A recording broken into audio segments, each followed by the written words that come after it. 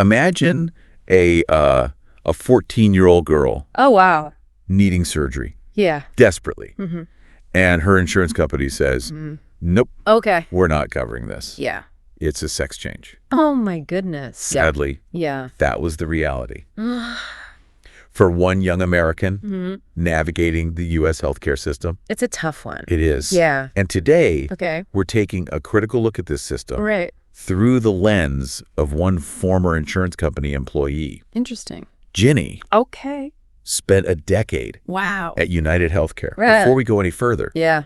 if you find these conversations valuable, Right. consider subscribing Good idea. so you don't miss any future episodes. Makes sense. So Yes. Jenny's story Okay. really throws us right into Yeah. the human impact. Right. These aren't just, Yeah. statistics, Numbers on a page. policy issues. Exactly. It's about Yeah. real people dealing with a system Right. that can be incredibly dehumanizing. Absolutely.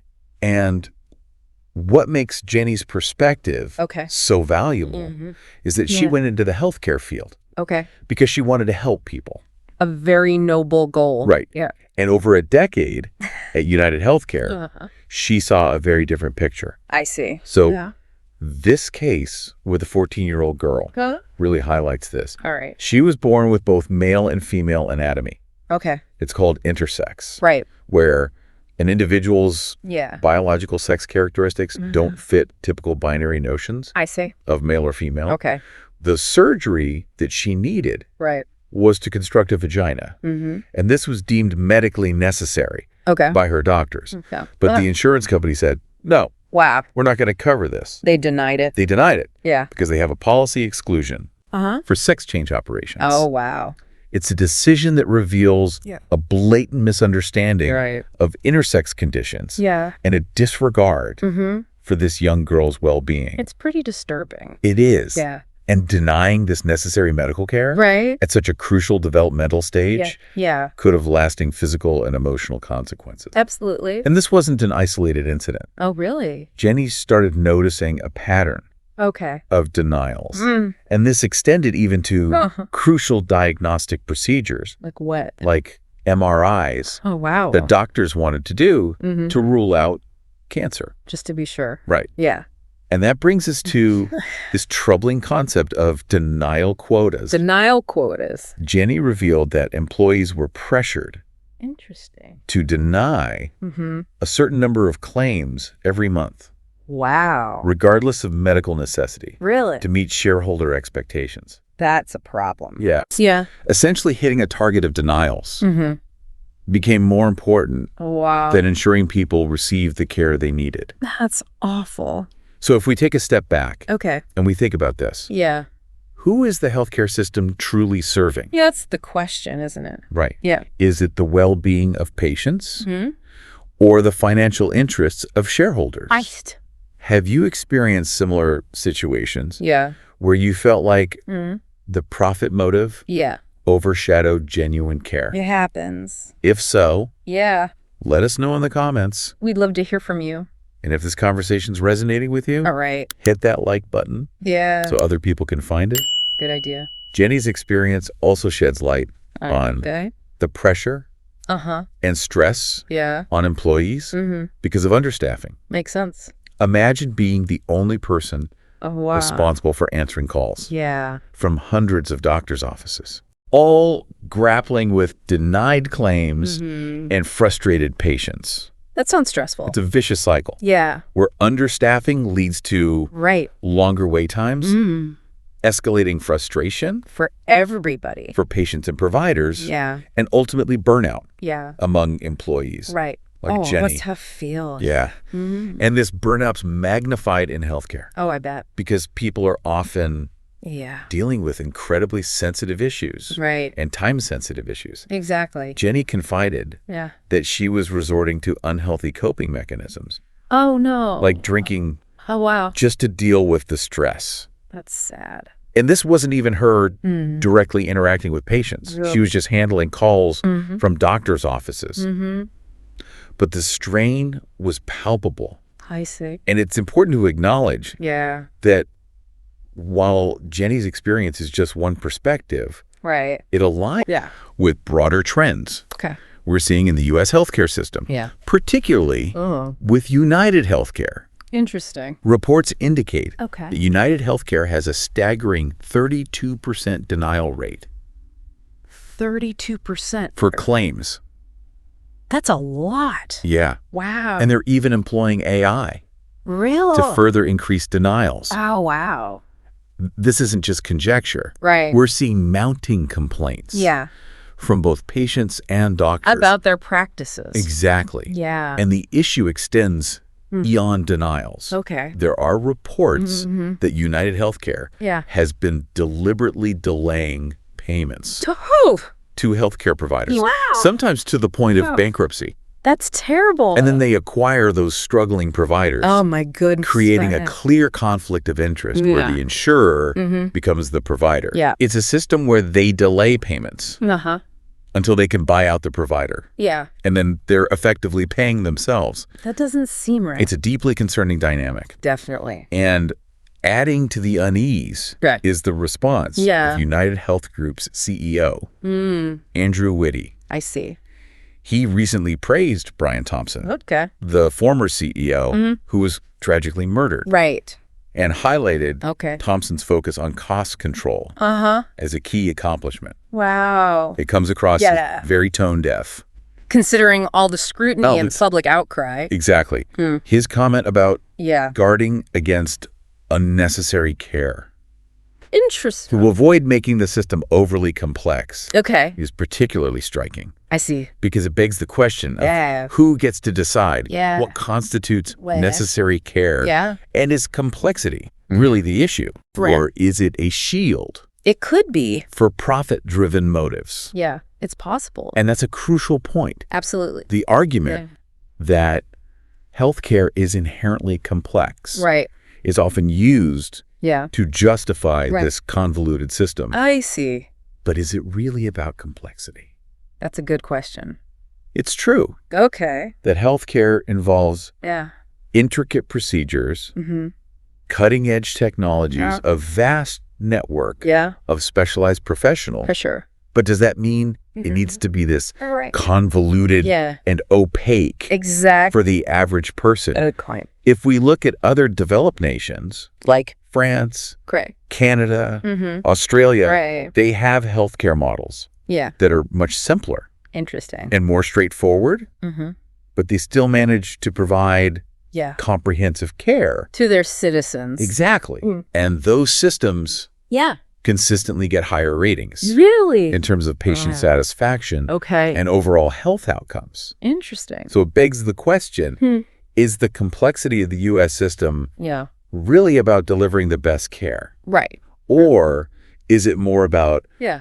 protecting entrenched interests Right. and maintaining a system Yeah. that's highly profitable It could be. for a select few? It's possible. And that leads us to Okay. a solution that's been gaining traction, Medicare for all. Medicare for all. It's a concept that Right. often sparks debate, Yeah.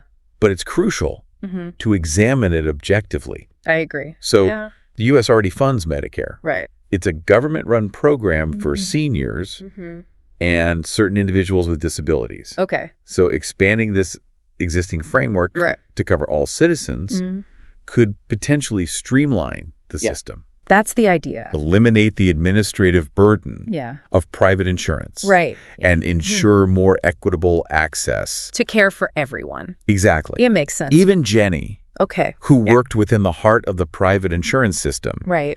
arrived at a similar conclusion. Interesting. She pointed out that we essentially already have a form of universal health care. Right. It's just not being fully utilized to its potential. I see. And her perspective highlights Yeah. that we as a society Right. accept government involvement Yeah. in various aspects of our lives to ensure public safety and well-being. Like what? We have regulations for food safety, Okay. licensing requirements for professionals, Right. safety standards for buildings and infrastructure. Makes sense. So applying this same logic to healthcare Okay. seems like a logical extension. Right. When we talk about the financial aspect, a common concern is Yeah. that universal healthcare Right. would lead to higher taxes. That's the word. But it's essential to consider right. the full picture. Yeah. Right now, Americans are paying for healthcare through this convoluted system of premiums, deductibles, co-pays, and often crippling medical debt. Oh, yeah. This patchwork system is incredibly inefficient and administratively burdensome. Absolutely. Exactly. Yeah. And as Jenny argued, we're already paying a hefty price. It's just being funneled through a system that prioritizes profit over people.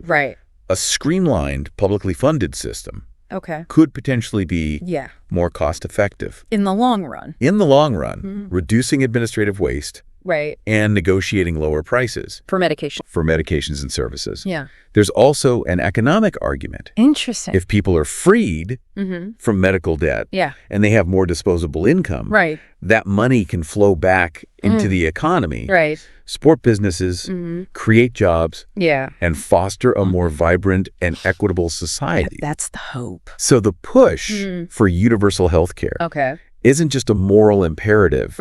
It's a pragmatic approach to addressing a system that's failing us on multiple levels, both economically and socially. But the question is, will the recent outrage and awareness of these issues translate into meaningful change? We'll see. Unfortunately, Jenny expressed skepticism about the likelihood of genuine reform coming from within the insurance industry itself. She thinks that these companies are very good at weathering public storms. I see. Increasing their lobbying efforts.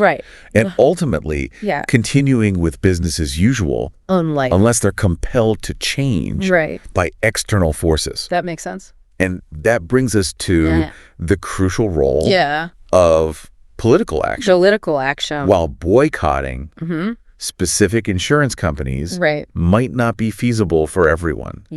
Particularly those limited by employer-provided plans. There are other avenues for enacting change.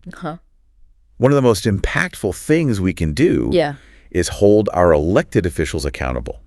Hold them accountable. For their ties to the healthcare and pharmaceutical industries.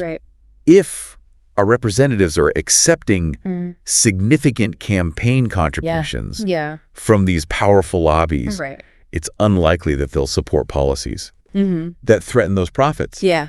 Even if those policies could benefit the vast majority of Americans. It's a problem. It's a dynamic you've witnessed time and time again. The healthcare system, as it currently stands, is deeply entrenched.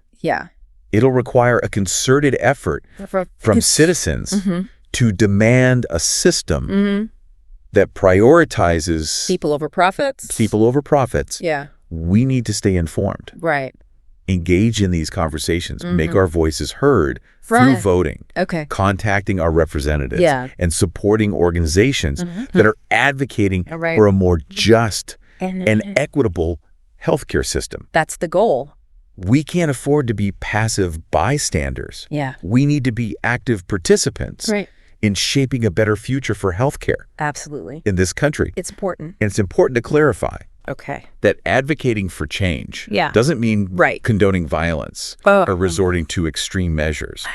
But it's understandable why people are reaching a breaking point when they feel trapped in a system that seems indifferent to their struggles. It's tough. And prioritizes financial gain over their well-being. Absolutely. Jenny shared that. Just the act of speaking out about her experiences brought back a flood of anxiety and emotional turmoil. It's understandable. It's a reminder that this issue goes beyond abstract policy debates. It's about real people whose lives are directly impacted by decisions made in corporate boardrooms and legislative chambers. It's a big deal. And it's deeply concerning to hear that some current employees at these companies, even those who disagree with the practices, feel trapped and afraid to speak out. Afraid to speak out. For fear of losing their livelihoods. It's understandable but sad. And that's why stories like Jenny's are so crucial. They are. They give us a glimpse into the inner workings of these systems. Right. And expose the human cost of prioritizing profit over people. It's important. Yeah, it's true. Healthcare involves a lot intricate procedures, cutting-edge technologies, a vast network of specialized professionals. But does that inherently mean that it has to be so convoluted and opaque for the average person? That's a good question. Right. If we look at other developed nations like France, Canada, Australia, they've got healthcare models that are much simpler and more straightforward, but they still provide comprehensive care to their citizens. And those systems consistently get higher ratings for patient satisfaction and overall health outcomes. Interesting. So is the complexity of the U.S. system really about delivering the best possible care? Or is it more about protecting, these entrenched interests? Maintaining a system that's highly profitable for a select few. It could be. And that leads us to this idea that's been gaining traction, Medicare for all. Medicare for all. It's a concept that sparks a lot of debate. For sure. But it's crucial that we examine it objectively. Absolutely. The U.S. already funds Medicare, which is a government-run program. For seniors and certain individuals with disabilities. So the idea is expanding this existing framework to cover all citizens. All citizens. Could potentially streamline the system, eliminate that administrative burden of private insurance, and ensure more equitable access to care. For everyone. For everyone. Right. Even Jenny, who worked within the heart of the private insurance system, came to a similar conclusion. Interesting. She was like, we already kind of have universal health care. It's just not being fully utilized. I see. And I think her perspective highlights something really interesting, which is that we as a society accept government involvement. In lots of things. In all sorts of things. To ensure, public safety and well-being. We've got regulations. Like for food safety. Licensing requirements. For professionals. Safety standards. For buildings. Infrastructure. So why not apply that same logic to healthcare? A service that's fundamental to human well-being.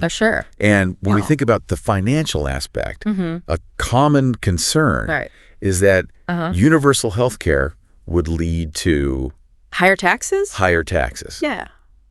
That's a worry. But it's important to consider the full picture. The full picture. Right now, Americans are paying for health care through this convoluted system of premiums, deductibles, co-pays, and often crippling medical debt.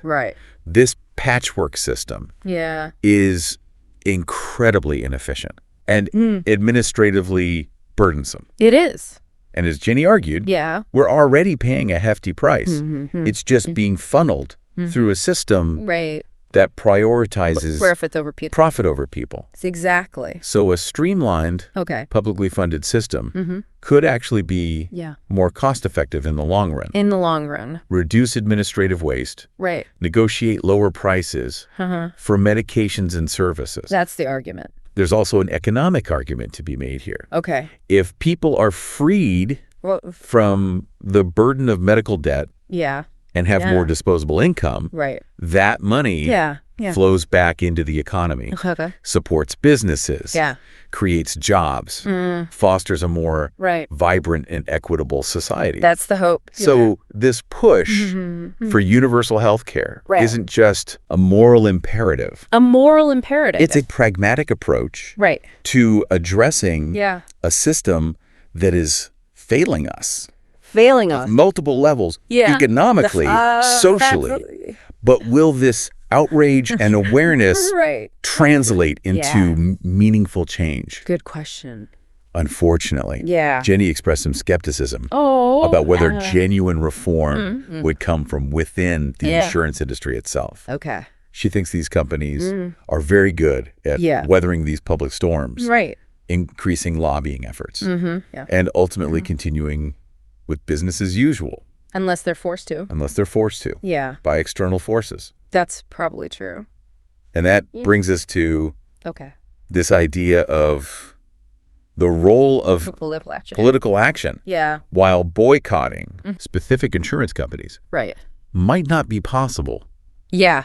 For everyone. For everyone. Especially for those limited by employer-provided plans. There are other things we can do. Right. One of the most important is holding our elected officials accountable. Accountable for what?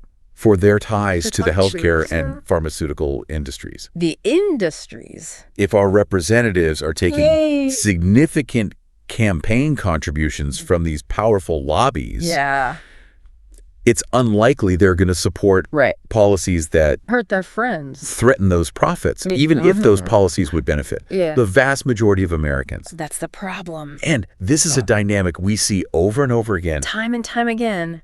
The healthcare system is deeply entrenched. It is?